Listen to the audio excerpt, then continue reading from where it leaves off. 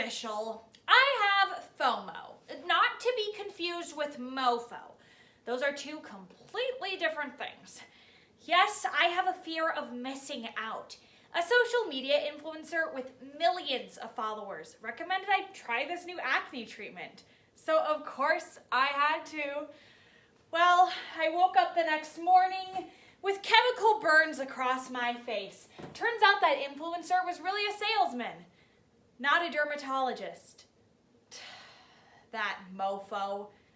Why did his testimony convince me? The term explaining this phenomenon was coined by Dr. Robert Cialdini in 1984. Social proof. When we are in a new or uncertain situation, we base our behavior on what we see in people around us.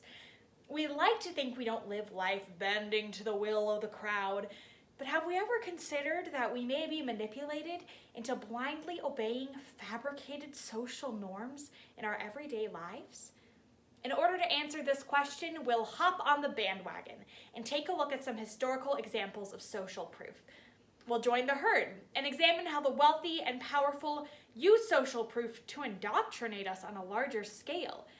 And we'll monkey see, monkey do some research on how to avoid social proof's enticing pull. Let's consider the history of social proof. Early humans were social creatures who lived in tribes in order to gain access to special resources and ultimately survive. From an evolutionary standpoint, those who learn to collaborate most effectively have prevailed.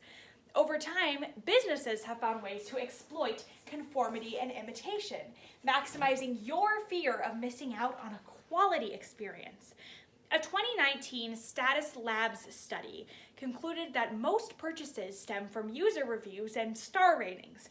That same year, booking website One Travel was exposed for sending its customers fake notifications that 40 other people were looking at the exact same flight. As Warren Buffett once said, the 5 most dangerous words in business are everyone else is doing it. But social proof goes beyond advertising. It changes behaviors in irreparable ways. Take the historical influence of cults, especially the Jonestown cult.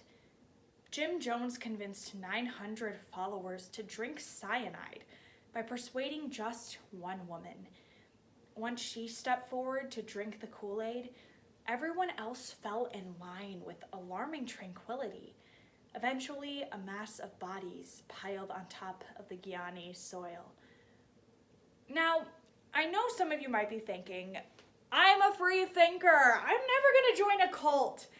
But the thing is, you already have.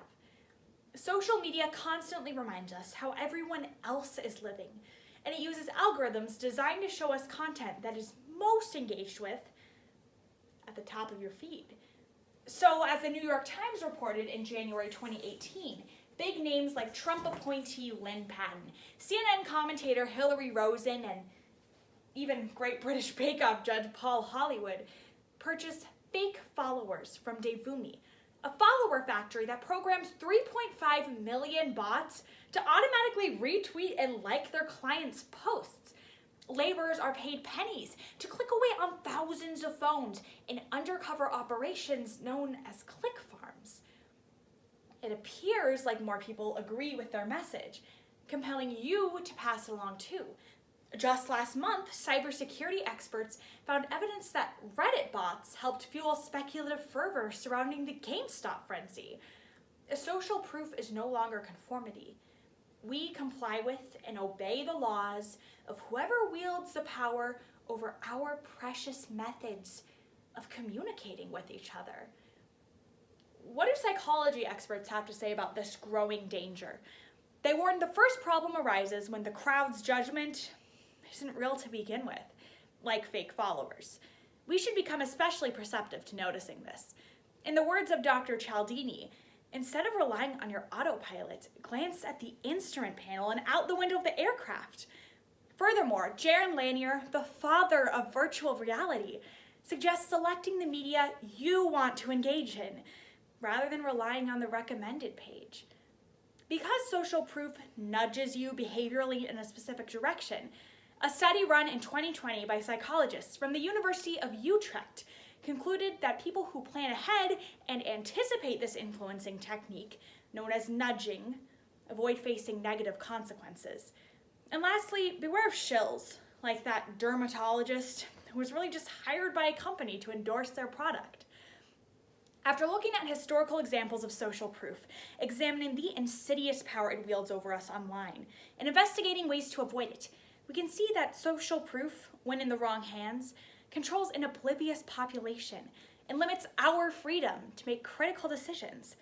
So be wary of the ways society has conditioned you to lazily rely on your tunnel vision, your FOMO. And for the love of God, please don't buy The Ordinary's zinc-infused facial serum. I'd rather have a fear of breaking out than a fear of missing out.